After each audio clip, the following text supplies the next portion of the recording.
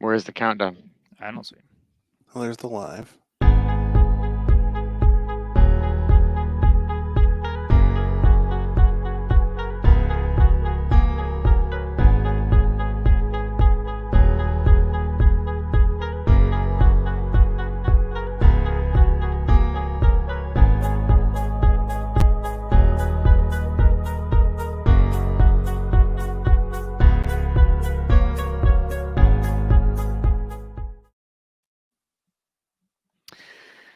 And good afternoon and welcome to This is the 12th Man Post. Hit the open. Powered by Real Steel. Find yours. Visit your local steel dealer today. On your home for the 12th Man and the NFL. Seattle Sports Radio 950 KJR. Welcome to the 12-Man Postgame Show presented by Steel. Real Steel, find yours. Visit your local steel dealer today. The dealership's independently owned and operated with over 10,000 dealers nationwide. There is one near you, so support a small business in your community. Visit your local steel dealer today. Real Steel, find yours. It is the 12-Man Postgame Show. Dick Fain, Slick Hawk are both here. Hugh Millen will join us in a few moments until we get to Sunday Night Football tonight in about 45 minutes after an odd loss to the Los Angeles Rams today, Slick Hawk. I think, and I'm actually going to start this postgame show on an optimistic note. Because if you were going to tell me that the Seattle Seahawks were going to lose today to the Rams, I would not have been surprised. That is what I thought was going to happen.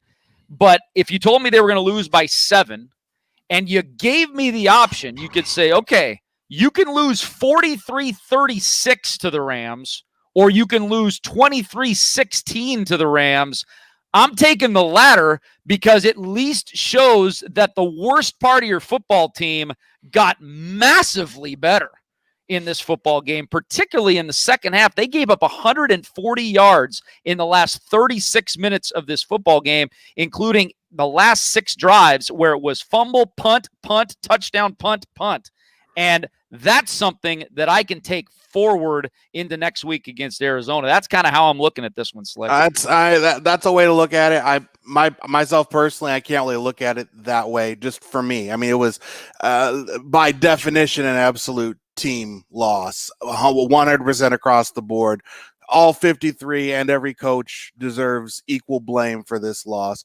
You know, we have a lot of great analysts on our station, Hugh Millen being one of them. He's going to join us in a few minutes. Mike Holmgren, the national NFL guys, all of those analysts. But I think the most accurate analysis of this football team was made by our own Christopher Kidd, who said this team is the Dallas Cowboys. And if you take away Russell Wilson, then this team, other than him, it falls apart. It's a total crap sandwich. And that is what we saw there today and what we saw last week. That's not Russell Wilson. That's not the Russell Wilson I know, because Russell Wilson makes good decisions. He doesn't turn the ball over. I'm not asking him to be perfect, but I think this team does need him to be near perfect in order to win football games, because as far as a supporting cast, he doesn't have one. Well, he has much less of one when he's got 5 of 22 starters out with injuries. And that's what they had today. They had their starting center against the best defensive tackle in the NFL history, maybe. They had their starting running back, their backup running back. They're both of their starting corners and their starting defensive end out. So 5 of 22 starters. You looked at the Rams injury list. It was almost non-existent. So this was a bad time in the year. And you know how that works with injuries. You know, you ebb and flow with injuries. You say, hey, man, ask our man Kevin Shockey, Sure. the Philadelphia Eagle fan. I mean, yeah. The Eagles are not nearly as bad as what they've shown in the first half of the season, because they basically played half of their starters all year, and the other half has been on the injured list. And the Seahawks have been, you know, not as bad, but pretty damn bad in the last month with the injuries. And you know, let's get to the why here, Slickhawk. We agree that at least we can both agree that it was an offensive just complete and utter debacle in this football game. We can debate, and we'll talk to Hugh about how much onus for the loss does he put in the defense, because I don't put much at all on the defense. And if this defense can give me that performance game in and game out, they're going to win a lot of football games this year. But let's talk about the offense and what the problem is. Russell Wilson, 22 of 37, 248 yards, no touchdowns, 2 interceptions. He now has 10 turnovers in the last 4 football games. And you know what I've been screaming on Twitter. You know what I've been screaming on the air. I'll do it again right now and get your take on it. I think the complete lack of even attempting a running game, which got 4 yards per carry from Alex Collins on the 11 carries today versus 37 attempts from Russell Wilson. You carried the ball 13 times by running backs today. And everybody's, you don't have any running backs. They got 4 yards of carry. Okay, that's not great, but there's a lot of teams that have gotten 4 yards of carry and have won a lot of football games on 4 yards of carry. And so I'm trying to figure out why this team, why Brian Schottenheimer has decided that ever since Chris Carson and Carlos Hyde are out is we are not even going to attempt to run the ball. We are going to make Russell Wilson do everything on offense, and it fails, and then it fails again, and then it fails again. I mean, at what point, Slickhawk, do you have to bash your head against a wall as a play caller to realize that it kind of hurts your cranium and you're not getting anywhere? Tell me what you think about that. Well, they could have run a few more times, sure. But, I mean, you mentioned the injuries that they've sustained. That means your $35 million quarterback has to play better, not worse. I mean, he has an opportunity. They lose by a touchdown. Now, I know the field goal they get at the end is kind of garbage, whatever. But they end up losing by a touchdown. And on a play where he elects to throw an interception instead of running it probably into the end zone, maybe that could be the difference right there. Yeah. But, I mean, you get a huge momentum swing with a turnover there. Your defense does show up, and maybe for the first or second time all day. I know they played better in the second half in terms of not allowing the long drives that they give up in the first half. But your defense gets a turnover, you have to capitalize, and he turns the ball over for absolutely no reason, and it just kind of it unraveled from there. I mean, I'm sure you were as stunned as I was to see it. I think they were stunned, and I think if you look at everything that happened from that point forward, I think maybe they were in a bit of shell shock watching their quarterback make that decision, because I've watched Russell Wilson, I think his 10th season. That is probably the worst decision I've ever seen him make. Oh, it was right up there. There's no question. But I mean, it was so, his lane to run was so wide open. Troy Aikman thought he might have been able to score. I don't know if he would have scored. He had one guy to beat. But I mean, maybe he jukes and maybe he doesn't, but he got 2 steps to the first down. He's going to get another at least 5 yards before anybody sniffs him. And if he makes one move, he could score. So they should have at least gotten a field goal out of that possession. They probably could have scored on that play. And instead, it's a complete momentum swing back the other way. And they don't get any points. They end up losing by a touchdown. And like I said, I think everything snowballed after that point. What we are seeing right now with this offense is, to me, it looks like a carbon copy of 2017. When Russell Wilson was your leading rusher on that team by 350 yards, your second leading rusher was Mike Davis. Your third leading rusher was J.D. McKissick. I mean, it was just it was a season where they just decided Russ is going to throw. We're not going to try to run. We can't run. And that's what we're getting back to. And unfortunately, that season they went 9-7. Now, I don't think they're going to go 9-7 this year. I certainly don't.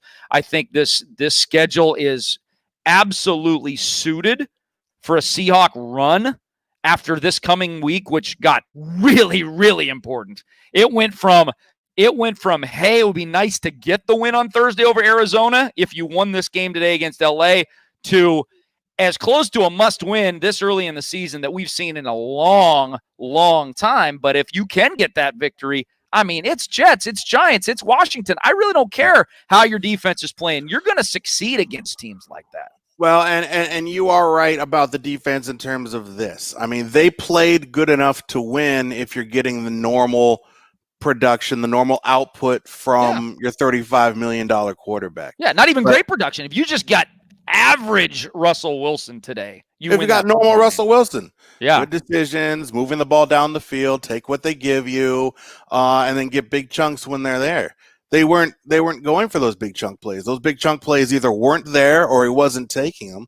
And I refuse to put all that on the offensive line because I think Russell Wilson had plenty of time for what he usually can do. And I know he was kind of running around. To your point, they weren't really running the football and the defense kind of pinned their ears back. But no, I think that Russell Wilson had opportunities to make plays and he missed them. He wasn't looking. His head was down. He was more interested in running around instead of doing the things that Brian Schottenheimer, we thought, had beaten out of him, which is climb up in the pocket, move around a little bit, but extend the play and make a play.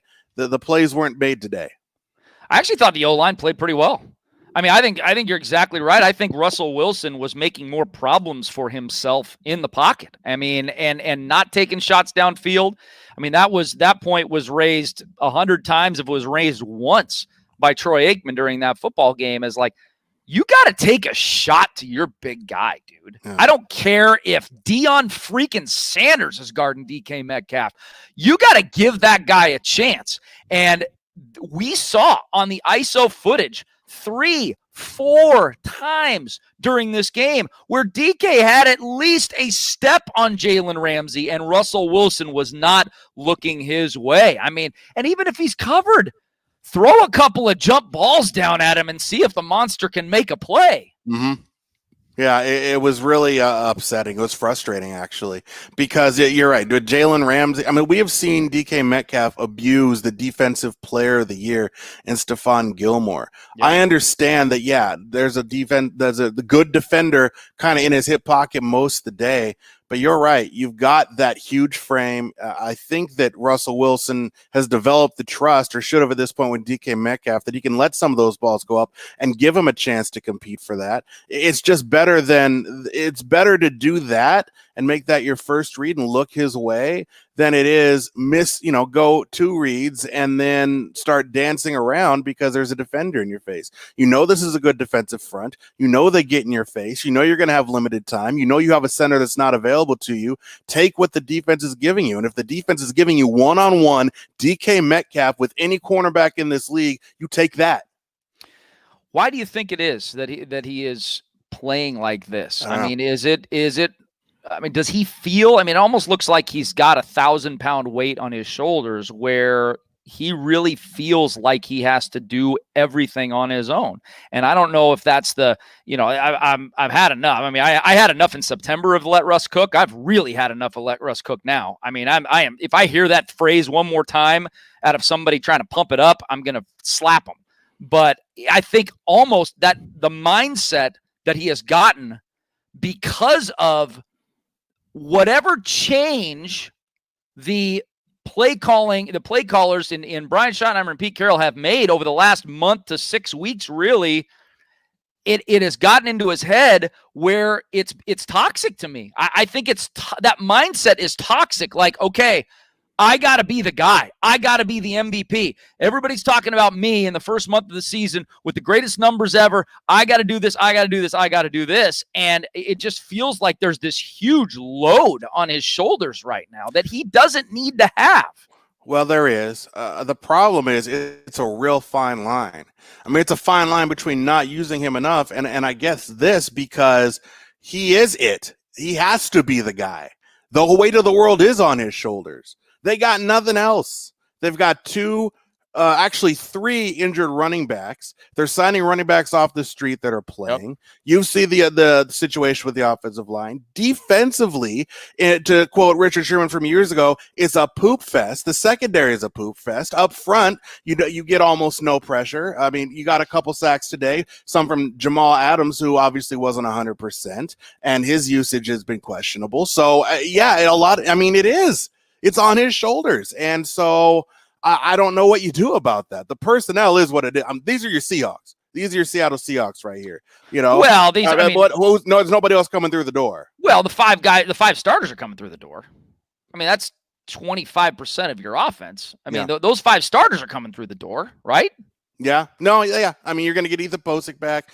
You're going to get your offensive line, you would think. You're going to get your running backs back. And that does help. And that does help. Both corners? Yeah. I mean, both corners you're going to get back. So, I mean, that's why I'm not going to say encouraged. I will say this. That's why I'm not discouraged by what happened today. This was a very predictable loss. I mean, let's listen to these numbers.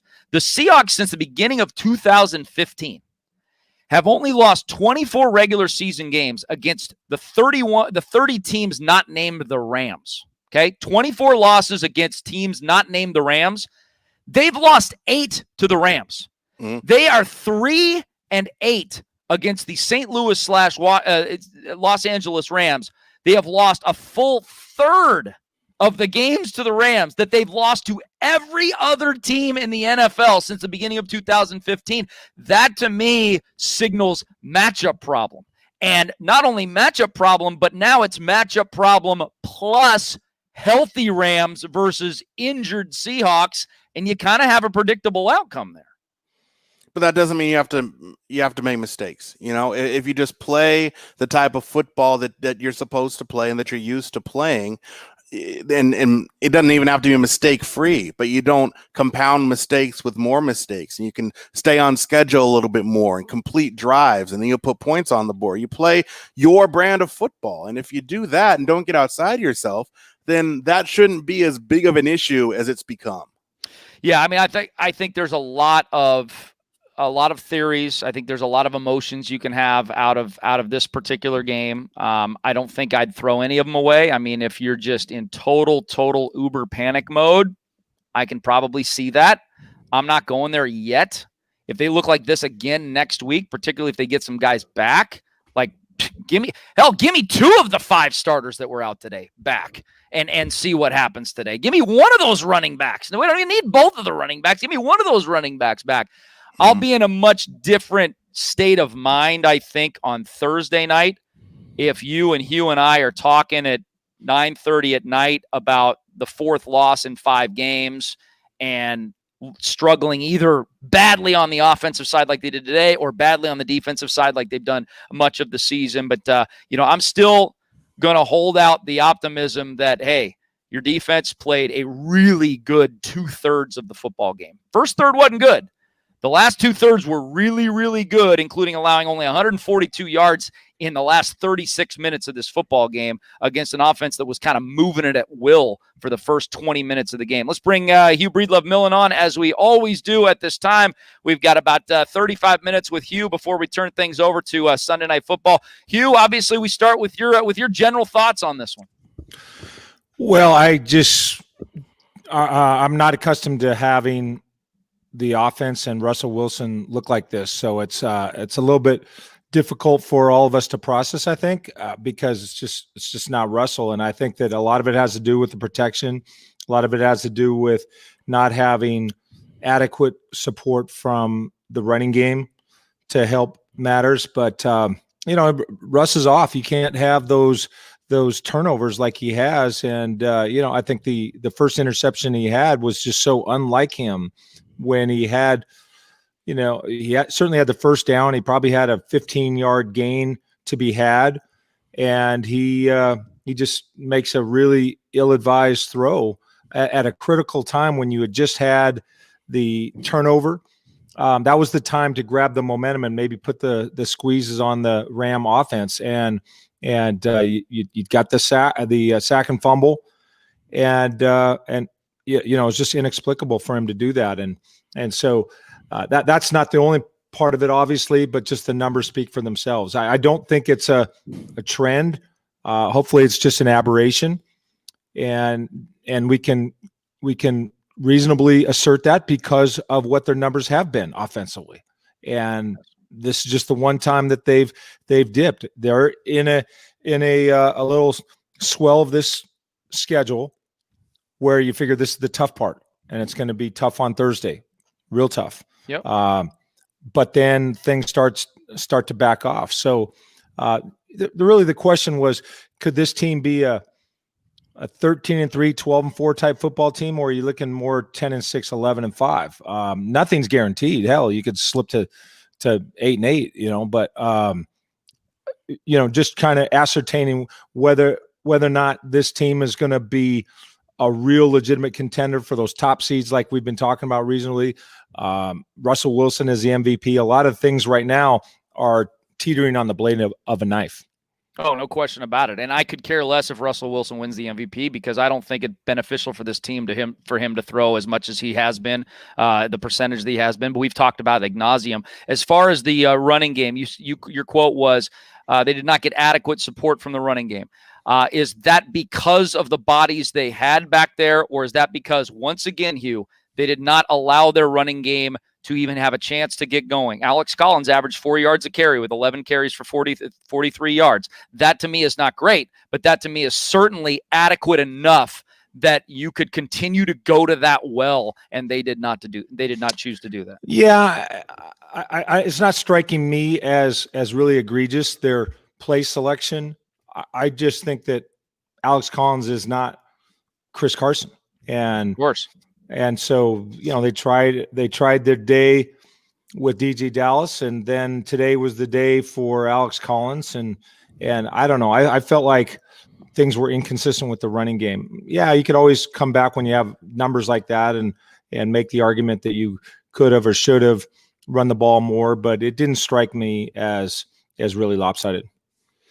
451 on 950 KJR. Dick Fain, Slickhawk, Hugh Millen here. It's the Steel 12th Man postgame show. Seahawks lose today by 7 to the Rams. Is that I mentioned at the beginning of the show, Hugh, that if I was going to take any sliver of encouragement from this game, if you would have told me before the game, hey, the Seahawks are going to lose by 7 in this game, and you've got the choice to lose 43-36 or 23-16.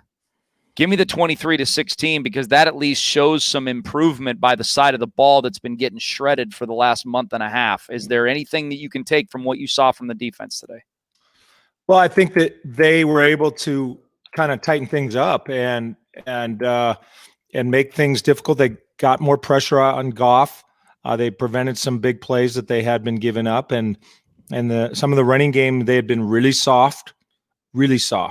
Everybody, I mean, the star players, from Bobby Wagner on down, right on through. And some of those runs, I haven't studied it like I will tonight and will further once I get the coach's tape. But, that was a real impression that I had. And so I think for them to button that up is encouraging. But, that's offset by, this is the second time in a row that a good corner has allowed DK Metcalf to be taken out of a game in a loss. Mm-hmm. And as Troy Aikman was alluding to, not unequivocally, I should say unequivocally, he felt that there was opportunities for Metcalf. When I had studied the tape against Patrick Peterson, there was opportunities for Metcalf. And so you had a frustrated DK Metcalf. I think it affected the juju. I mean, I think that I'm going on close to 50 years of watching football. I think Russell Wilson deserves to be lauded as one of the best body language quarterbacks I've ever seen in my life. He is unassailable in that regard. He is just so consistent, even when things are down.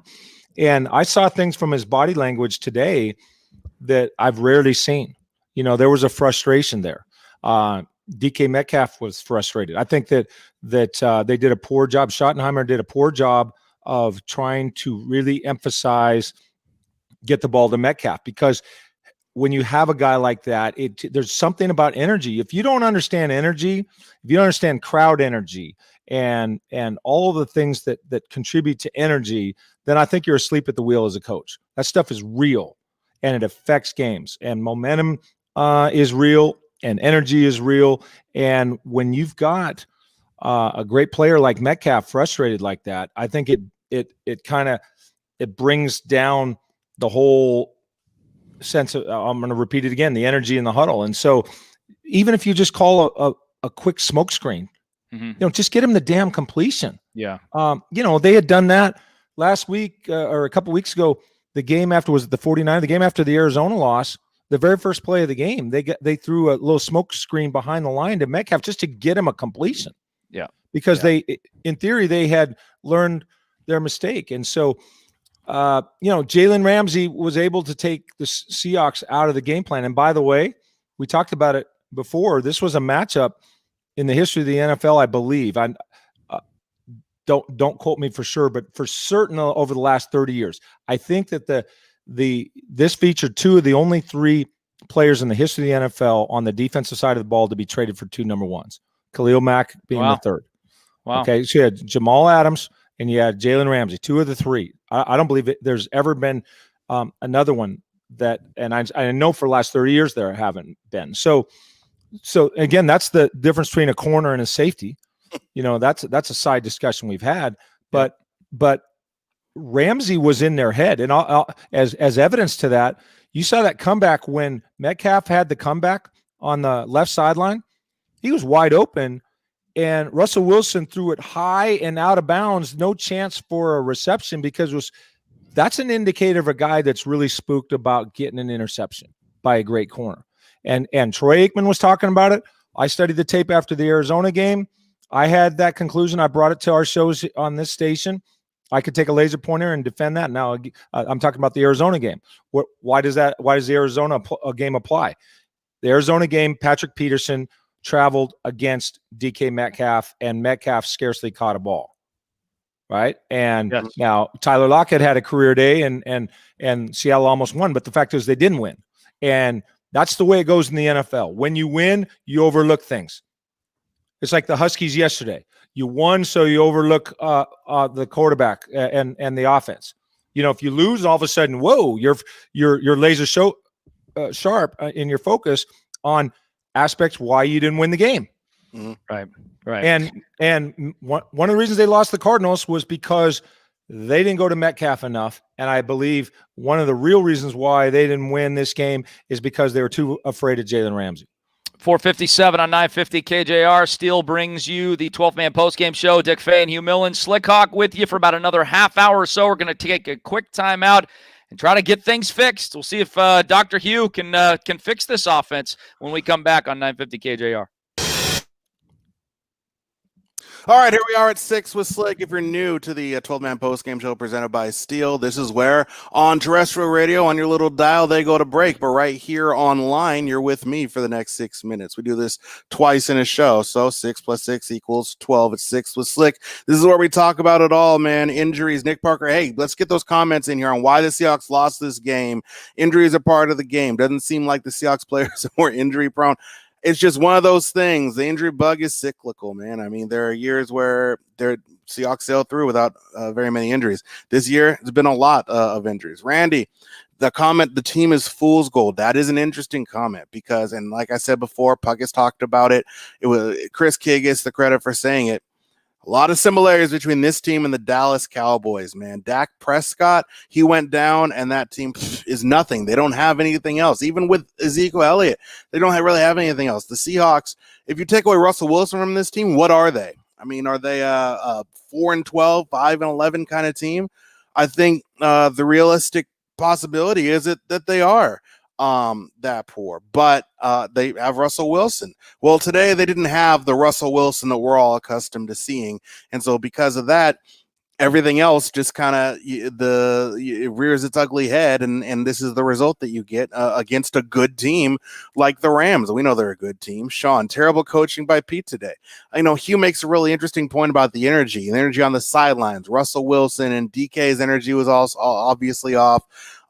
So I think there's definitely something to that. The league, it's just a different year as far as there's no crowd, there's no natural juice of the game, and you've got to kind of generate that yourselves game in and game out 16 times a year. A few times this year, the Seahawks have had trouble with that. One time, they resolved that when Dalvin Cook went out with an injury. Another time, they resolved that with a Ryan Neal interception. There really wasn't that driving force today, so I don't know if they were flat or whatever it was, but I think the energy kind of played into it. And then, again, like I said before, I think the stunning play, I think that everybody was aghast that Russell Wilson made that mistake, throwing the interception when he had the opportunity to run for a first down and maybe a touchdown. I think that if you're talking about energy, I think that would have brought down everybody's energy because I think that's just not a Russell Wilson play. I mean, most quarterbacks don't make that play. I mean, that's maybe the worst decision I've seen him make as a quarterback.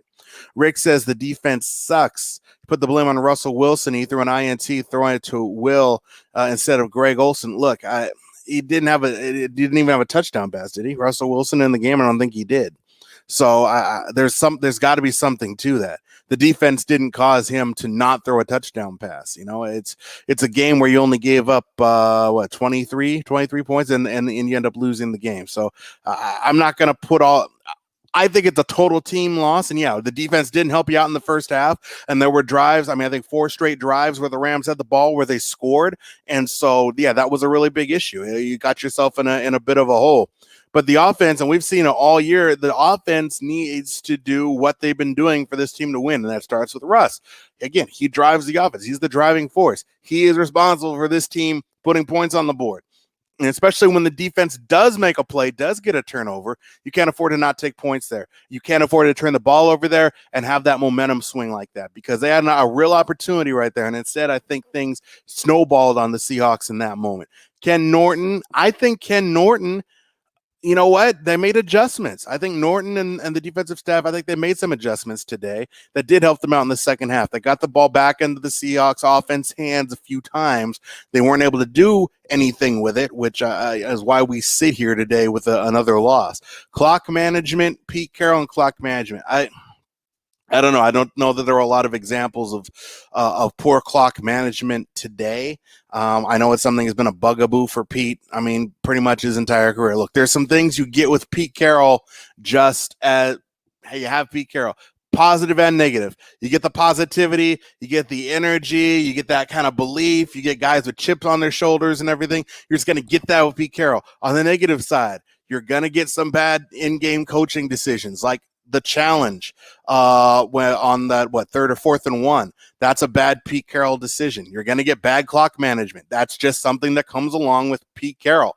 Timeout management, things like that. So, you know, it's good and bad. I think it's been mostly good with Pete Carroll. Why is Trey Flowers on the team? I think Trey Flowers right now is your best cornerback, believe it or not, with the injuries that they have and everything, and maybe just the way that they've played all year long. He might be playing the best of any cornerback that you have. Nick says they're not having fun. Well, losing isn't fun, and you know, watch your quarterback throw no touchdowns and 2 interceptions. That's certainly not fun either. So there wasn't a lot of fun. Tell you what, there wasn't a lot of fun in this house today. So I'm sure that there wasn't much fun going on out there. All right, we go back to the 12th Man Postgame Show presented by Steel. Dick Fain and Hugh Millen, along with me a little bit, coming up next.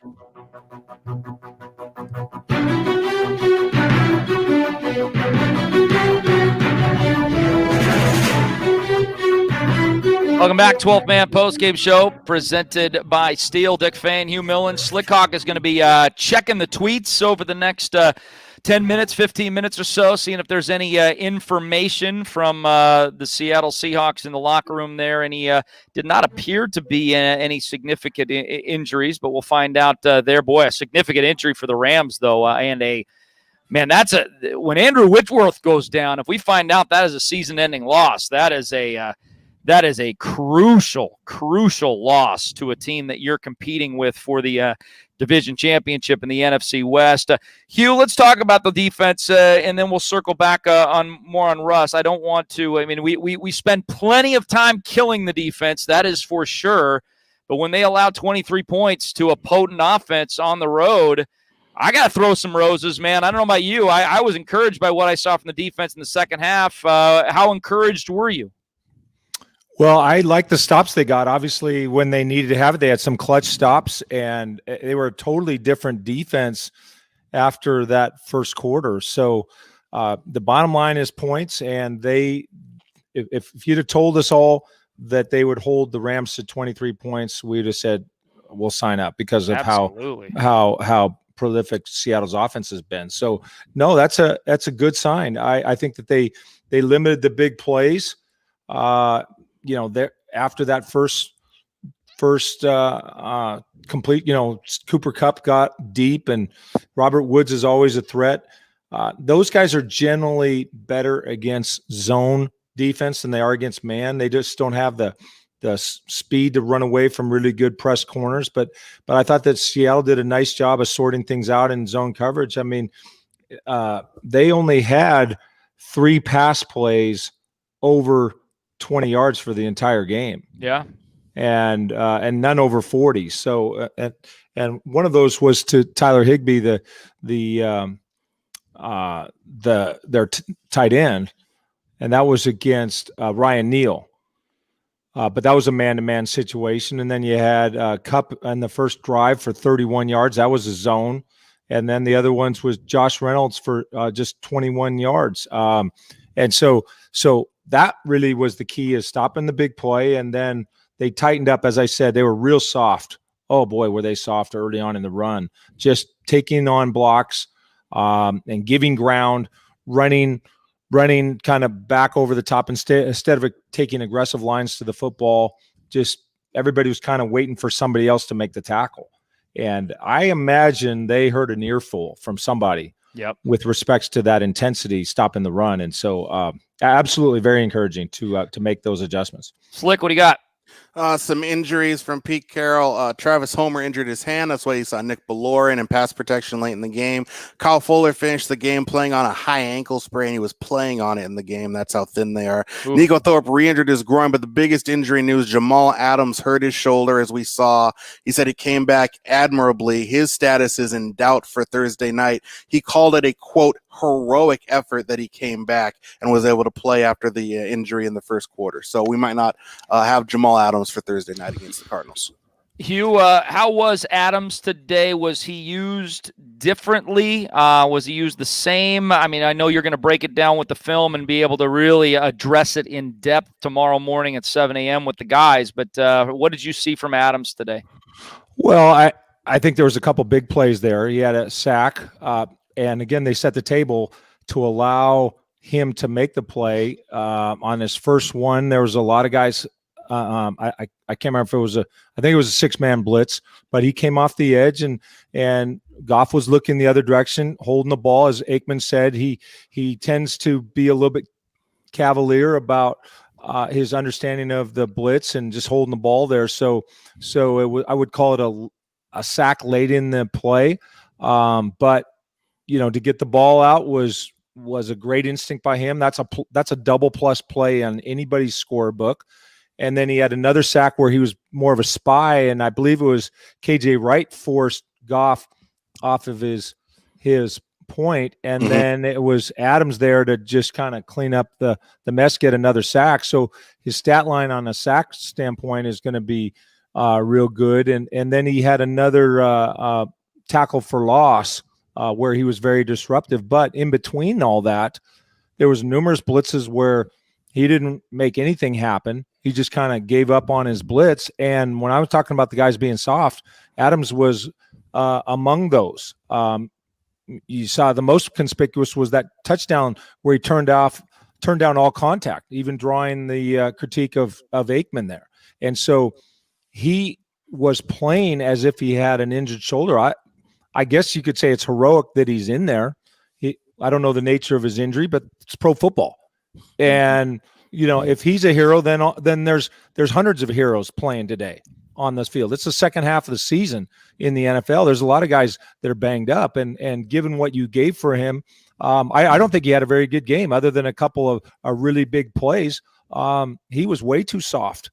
And a lot of those screen passes and those stretch runs, they're running right at him, and he was getting blocked. I was making notes. He's getting blocked by wide receivers and not even trying to blow through contact on that. So if he's a hero because he's out there, fine. If you want to take that position, I don't.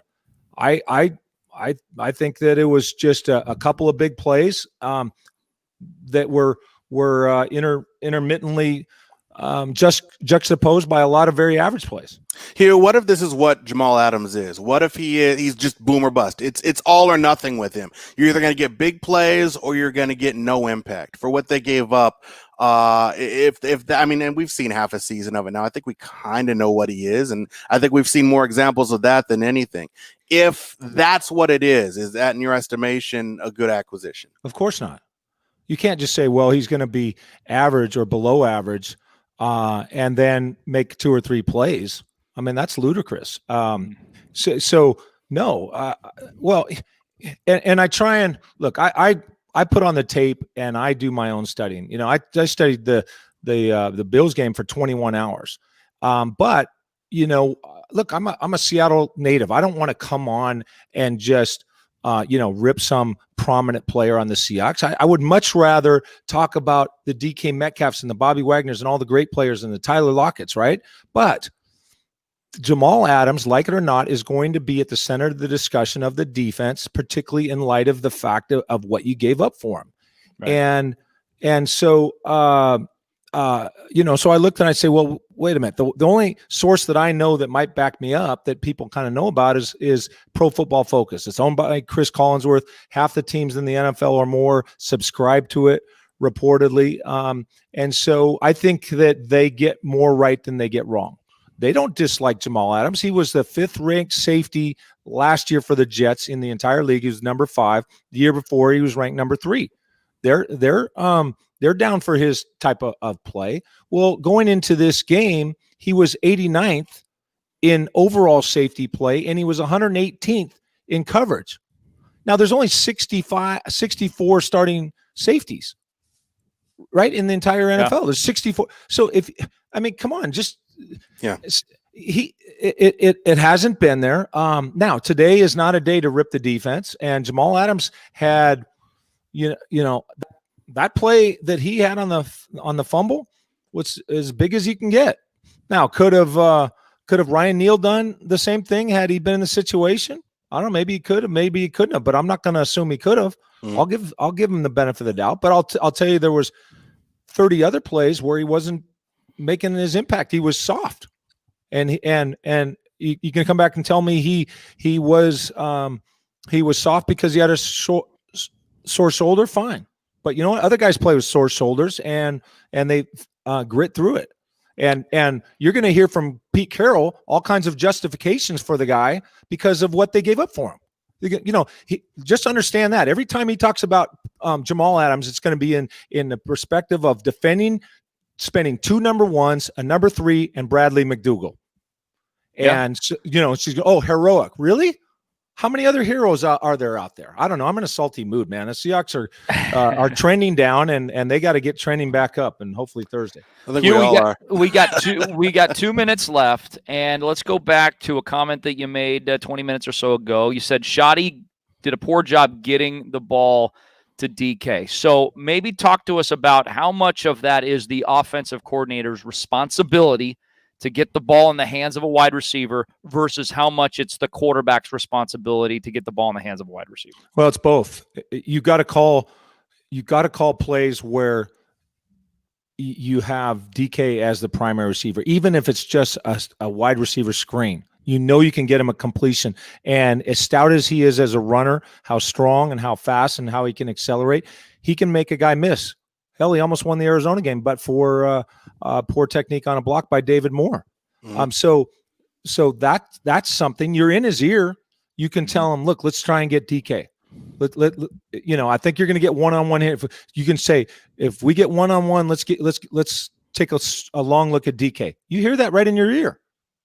Now, if there's double coverage, there's certain things you can even do to beat double coverage, but as Aikman was describing, there was a lot of time there was single coverage. I mean, what is Troy Aikman supposed to beat us over the head with it? He was taking a frying pan and banging them, and by everything he said, look, from where I came from, Michael Irvin gets that ball. Well, I was on that Cowboy team, and I had the opportunity to play with Michael in the preseason, and I know how Troy thinks and how Norv Turner. I know how Jimmy Johnson, how the whole organization was united. Like, hey, we're getting the ball to Michael, and so there was one-on-one opportunities. I think that it was a complete mirror of the Arizona game where Russell Wilson was disinclined to go against an elite corner, and I think it was to his own detriment and to the Seahawks' detriment. I think it was, and take all the factors in their entirety, I think it was unsound football to have that philosophy. Hugh, great stuff. We will talk to you tomorrow morning with the morning show with Slick and Chuck and Buck, all right? Rock and roll, guys. Thanks, man. Appreciate it. Slick and I will hang out here for a few more minutes, and we'll throw you to Thursday night football. Boy, I got Arizona on my brain already. Slick Hawk, I'm waiting. Yeah. I can't wait for Thursday night football. Let's see if we can erase this bad taste in our mouth. We got Sunday night football coming up in just a few moments after final thoughts from Slick and me. Tune in to Chuck and Buck every weekday morning for the 12th Man News at 7 with Tacoma News Tribune's Greg Bell on your home for the 12th Man and the NFL. Seattle Sports Radio 950, KJR. All right, your second six with Slick. Man, he's talking about Thursday Night Football. Normally I'd love a Thursday Night Football game. Just boom, quick turnaround. Let's play a Seahawks game. Right now, you know what? I think I need a full week to get over this one because just like Hugh, I'm in a pretty salty mood. All right, let's jump through as many of your comments as we can. All right, Sam, can't believe how poorly executed the blocking technique was. I don't know. You're missing a center. You had a couple guys shuffling in and out because of injury. The offensive line. How much blame can you put on? I think more of the blame was on Russell for hanging on to the ball too long. Nick loves high-flying offense, as we all do, but he misses the lockdown defense. Look, there's a reason why the decibels get cranked up for the defense, right? Defense is what fires people up, even more than offense, so I'm right there with you. Bree, I couldn't agree with you more. Jamal Adams is a linebacker. He's not a safety. That's what he is. And he's at his best when he's around the line of scrimmage. He just, from what I've seen, he's not a true safety by any stretch of the imagination. If the defense improves at all, you'll be surprised. I get it. 2 out of the last 3 games, the defense has played, I would say, all right. You know, I think they played okay, especially in the second half today. Last week, they were abysmal. The week before that, though, I thought they made adjustments and were pretty decent. So the offense is supposed to be good enough that pretty decent gets you there. It wasn't today. The loss falls on Russell today. Melissa says his decision-making was terrible. No flow on offense. I mean, check, and check. Decision-making was awful. There was no flow. There was no energy. They weren't able to sustain drives. It didn't look good. Nakisha says Pete Carroll should not have been extended as an old school philosophy. I don't know what you're saying Russell Wilson needs to do. Maybe you want him to coach. I don't know. Certainly, as far as Pete Carroll, look, like I said in the last break, there are things we love about Pete Carroll. There are things that are going to drive us crazy about Pete Carroll. Overall, though, you have to look at the history. You have to look at the records year after year after year and just remind yourself when games like this happen or when you're upset with him when he punts it on 4th and inches or whatever it is, that overall Pete Carroll has been good for this team, including winning a Super Bowl. Oh, then they say fire Ken Norton if Pete doesn't change his philosophy. What are you gonna do? I don't know. Not in season. Not in season. The Hawks are 3rd place with reads too many headlines. I don't know, man. I don't know about the reading too much of their press clippings, and maybe it's got something to do with that. I don't know. You've got a quarterback, I think, that has the way, like Dick says, has the weight of the world on his shoulders. This is a team that has to have Russell Wilson play near perfect in order to win. And it's hard to do that 16 games. And it didn't happen today, and it didn't happen last week. How much of the blame is on Russell? A lot of it today. I mean, but I think, you know what? I think that it was a total team loss, to be honest with you. I think the defense in the first half, the offense in the second half, not getting the ball to DK not getting open. I mean, just all across the board, it was a bad loss. It's a bad loss. It was a bad taste in your mouth against a division opponent. It was not good. Pete Carroll looks frustrated on TV right now. Something's going on. Yeah, something's going on. They lost a game badly. They got their teeth kicked in. I mean, the score it's a 7-point game, but that's not indicative of the way the game flow felt. I mean, how did you feel on your couch at home? I mean, this was a butt kicking that they got. Really? I mean, was the score closer than that? Yeah. But you give out 23 points and lose the game. That's a problem, first of all. I mean, they weren't able to do anything they wanted to on offense, it seemed like. In the first half, they weren't able to stop the Rams. I mean, 1, 2, 3, 4 straight drives, and they're putting up points. Again, it improved in the second half defensively, but weren't giving the offense opportunities to get on the field. And when they did, it just wasn't there for them. LaMarco says 34 million pound weight on his shoulder. But you signed the contract. You signed the contract, right? You want to be that guy. And most times he is that guy. But today, he definitely wasn't that guy. But when you sign on the dotted line to be that dude, then this is what you get, though. This is what you get. That's how it is. Screen passes won't work often for us. Teams don't have to blitz us to get pressure. Well, that's a pretty good point. They don't. But the times that they do blitz, it would be nice to offset because there was a period during the second and third quarters where they were blitzing a lot. Would have been real nice to pop a couple screens in there. Jeff says he's pressing because he thinks he has to score every drive because the defense can't stop anything. I don't disagree with you, Jeff, but that wasn't the case today. And they just hold on to the ball. And by the way, not on opportunity when you can run for the first down or a touchdown and he throws an interception, there was nothing about that decision making in his mind. I don't understand that at least if he's talking about putting points on the board, don't make that throw. He didn't have to make that throw. You're trying to move the ball, move the chains, right? You had an opportunity to do that with the first down. He might have damn near had an opportunity to score. We don't know. All right, last couple minutes for Dick Fain coming up here on the post-game show, 12-man post-game show presented by Steel. Here's Dick Fain. Now back to the 12th Man Postgame Show, powered by Real Steel. Find yours. Visit your local Steel dealer today on your home for the 12th man and the NFL. Seattle Sports Radio 950, KJR. About 90 seconds away from Ravens and Patriots. I think we can all be Ravens fans today, as we never root for the Patriots, do we? But I was just taking a look at the schedule here, Slick Hawk, and, I don't think there's any question whatsoever that your 3 toughest games on the entire slate have been played in the last 4 weeks. Now, the bad news is you lost them all. You lost to the Cardinals by a breath. You lost to the Bills pretty bad, and you lost to the Rams by a touchdown today. That's the bad news. The good news is you don't go there again. You don't go down that stretch again. You have got a huge game against the Cardinals on Thursday night. And after that, now, I think the Eagles are a little bit better than Kevin Shockey does, but Kevin Shockey's seen him play a lot more than I have, so I will defer to him. He thinks they're terrible. And then we know the Giants, Jets, and Washington are terrible. And you wrap things up at home against the Rams when you're healthier and against the 49ers. 12-4, if they get this win this week, Slickhawk, I think 12-4 is very much in play for this football team. But that doesn't do a whole lot for me. I know I'm being negative today. It's because I'm pissed off, and that game I think was worthy of us being pissed off. But it's the formula that's been there since 2015. I mean, look at the wins that they have over the last 5 years and how many of them come against actual playoff teams. Very few. Yeah. You say that about every team in the league. You say about every team in the league.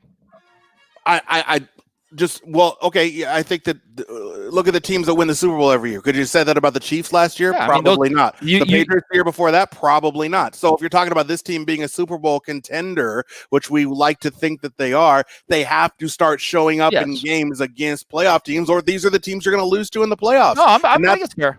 And that's why they've won one playoff game in the last 3 years. I mean, that's all this team has won because they haven't shown up against good teams. I think that formula is continuing in this year. I think that's fair. Thanks, Slick. We'll talk to you tomorrow morning. All right, man? All right. You bet. Slick Hawk will be there with Chuck and Buck in the morning with Hugh Breedlove Millen for the Monday morning quarterback. I'll be with you with Dave Softy Mahler at 3 p.m. It's Ravens. It's Patriots right now on 950 KJR.